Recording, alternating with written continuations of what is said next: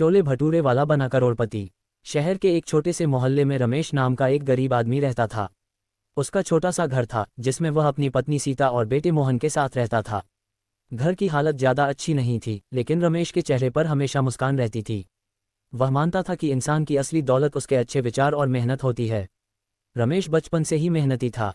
उसके पिता भी सड़क किनारे खाने का ठेला लगाते थे और चोले भटूरे बेचकर अपने परिवार का पालन पोषण करते थे। बचपन में रमेश अपने पिता के साथ ठेले पर जाता और उनसे खाना बनाने की कला सीखता था। उसके पिता कहते थे, बेटा, खाना सिर्फ पेट नहीं भरता, ये लोगों के दिल भी जीतता है। अगर मेहनत और ईमानदारी से काम करोगे तो एक दिन सफलता जरूर मिलेगी। समय बीता और रमेश के पिता इस दुनिया से चले गए। परिवार की जिम्मेदारी रमेश के कंधों पर आ गई।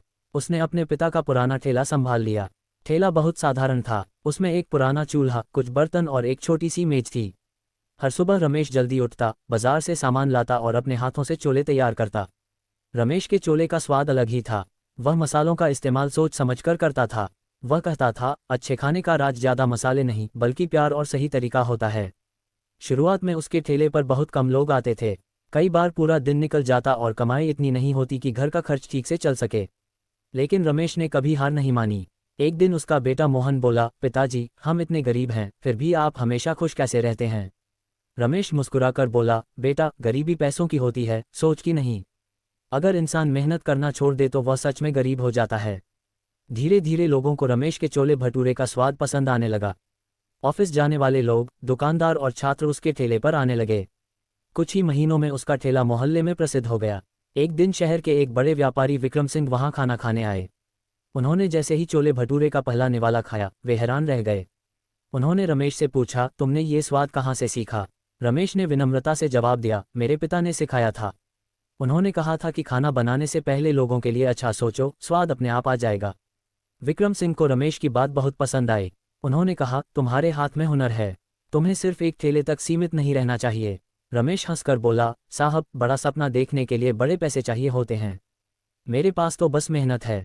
विक्रम सिंह ने कहा, कभी कभी मेहनत ही सबसे बड़ी पूंजी होती है। उन्होंने रमेश को सलाह दी कि वह अपना छोटा सा रेस्टोरेंट शुरू करे।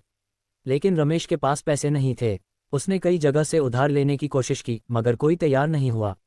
लोग कहते थे, सड़क पर ठेला लगाने वाला आदमी भला रेस्टोरेंट कैसे चला पाएगा? कुछ लोग उसका मजाक भी उड़ाते थे। लेकिन रमेश ने उनकी बातों को दिल पर नहीं लिया। उसने अपनी पत्नी सीता से कहा, मैं कोशिश करना चाहता हूँ। अगर सफल हुआ तो अच्छा, नहीं हुआ तो कम से कम ये संतोष रहेगा कि मैंने प्रयास किया।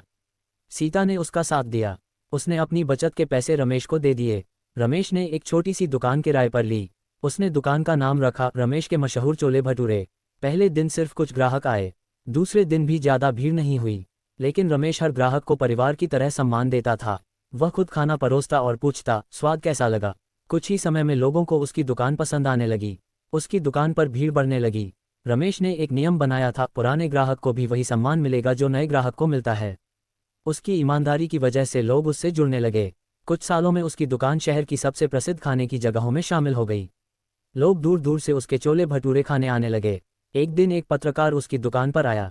उसने रमेश से पूछा, आपकी सफलता का राज क्या है? रमेश ने मुस्कुराकर कहा, मेरा राज कोई बड़ा रहस्य नहीं है।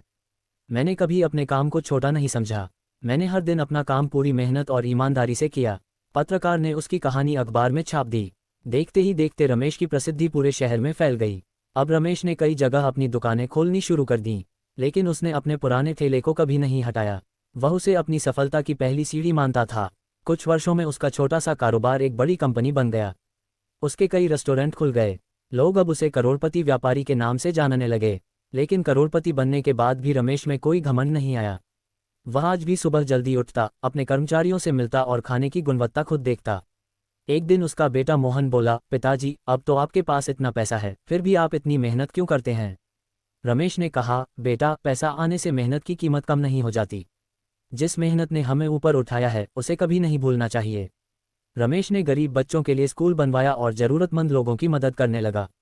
वह कहता था, जिस रास्ते से मुझे सफलता मिली, अब मेरा कर्तव्य है कि मैं दूसरों के रास्ते आसान बनाऊं। एक दिन वही लोग जो कभी उसका मजाक उड़ाते थे अब उसकी तारीफ करते थे। एक बुजुर्ग व्यक्ति ने उससे कहा, रमेश, हमने तुम्हें छोटा समझने की गलती की थी। तुमने साबित कर दिया कि इंसान का काम छोटा नहीं होता, उसकी सोच छोटी हो सकती है। रमेश ने मुस्कुराकर जवाब दिया, गलती किसी की नहीं थी। हर इंसान को अपनी मेहनत से अपनी पहचान बनानी पड़ती है। समय के साथ रमेश की कहानी पूरे देश में प्रसिद्ध हो गई।